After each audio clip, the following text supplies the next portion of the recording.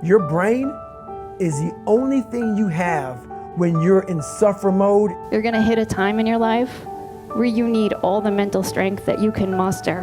What thoughts do you want to fire and wire in your brain? You want to have people in your life that are really, making you feel like you want to be a better person. There's 3 kinds of destructive beliefs that make us less effective and rob us of our mental strength. The first one is unhealthy beliefs about ourselves. We tend to feel sorry for ourselves. And while it's okay to be sad when something bad happens, self-pity goes beyond that. It's when you start to magnify your misfortune. When you think things like, why do these things always have to happen to me? I shouldn't have to deal with it. That way of thinking keeps you stuck, keeps you focused on the problem, keeps you from finding a solution. And even when you can't create a solution, you can always take steps to make your life or somebody else's life better. But you can't do that when you're busy hosting your own pity party. The second type of destructive belief that holds us back is unhealthy beliefs about others. We think that other people can control us, and we give away our power.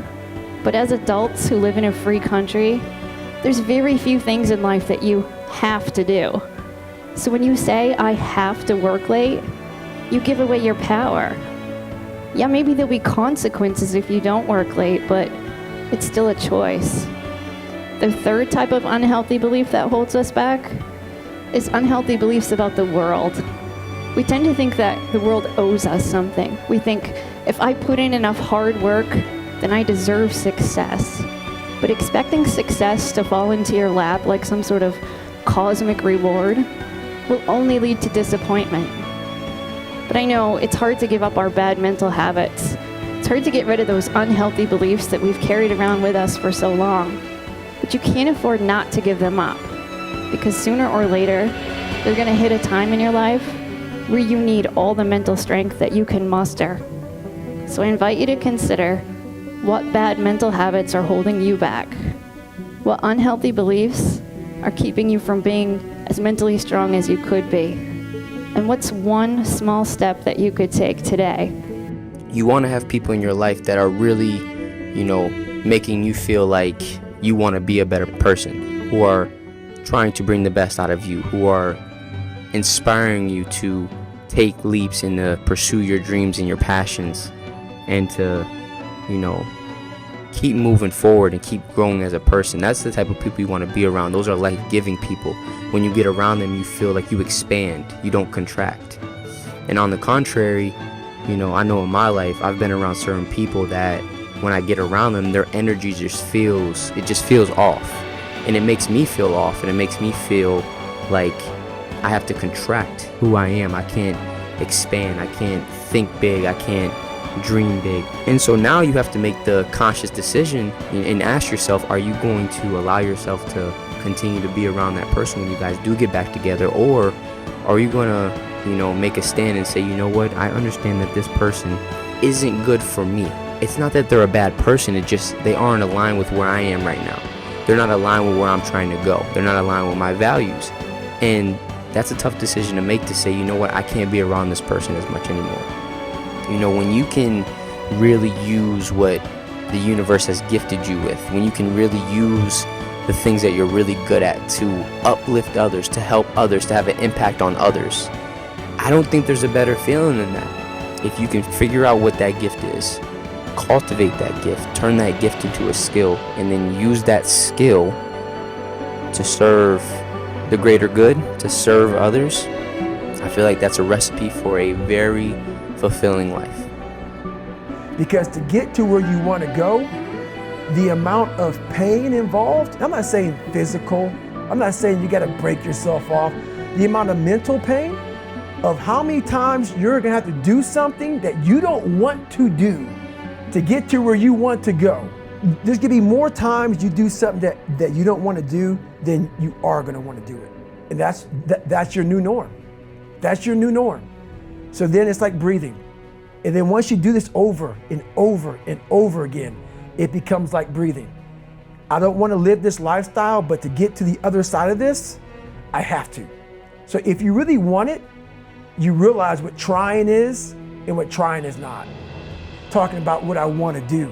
When you're in suffer mode and you say, I'm not going to quit, you're forcing your brain now to operate on a level it's not used to, but then it becomes used to it. Your brain is the most powerful weapon in the world. Once you put away your phones and your computers and all that shit we have nowadays, yeah, that's great, we're up to date, but your brain is the only thing you have when you're going through depression, when you're going through hard times, when you're going through death, real life shit. We keep firing and wiring those circuits, they become more hardwired. So you have a thought and then the program runs.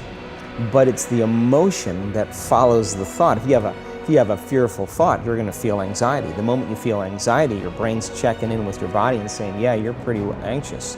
So then you start thinking more corresponding thoughts equal to how you feel.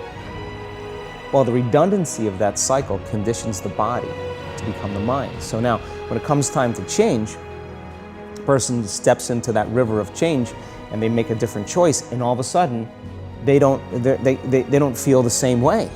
So the body says, well, you've been doing this for 35 years. You're going to just stop suffering and stop feeling guilty and stop feeling shameful, and you're not going to complain or blame or make excuses or feel sorry for yourself. Well, the body's in the unknown. So the body says, I want to return back to familiar territory. So the body starts influencing the mind, and it says, start tomorrow. Too much like your mother, you'll never change. This is going to work for you. This doesn't feel right. And so if you respond to that thought as if it's true, that same thought will lead to the same choice, which will lead to the same behavior, which will create the same experience, which will produce the same emotion. Your body doesn't know the difference between the event that's taking place in your world, outer world, and what you're creating by emotion and thought alone. So most people then, they're constantly reaffirming their emotional states. So when it comes time to give up that emotion, they can say, I really want to do it, but really the body is stronger than the mind because it's been conditioned that way. So the servant now has become the master, and the person all of a sudden, once they step into that unknown, they'd rather feel guilt and suffering because at least they can predict it. Being in the unknown is a scary place for most people because the unknown is uncertain. And people say to me, well, I can't predict my future. I'm in the unknown, and I always say the best way to predict your future is to create it. Not from the known, but from the unknown. What thoughts do you want to fire and wire in your brain? What behaviors do you want to demonstrate in one day?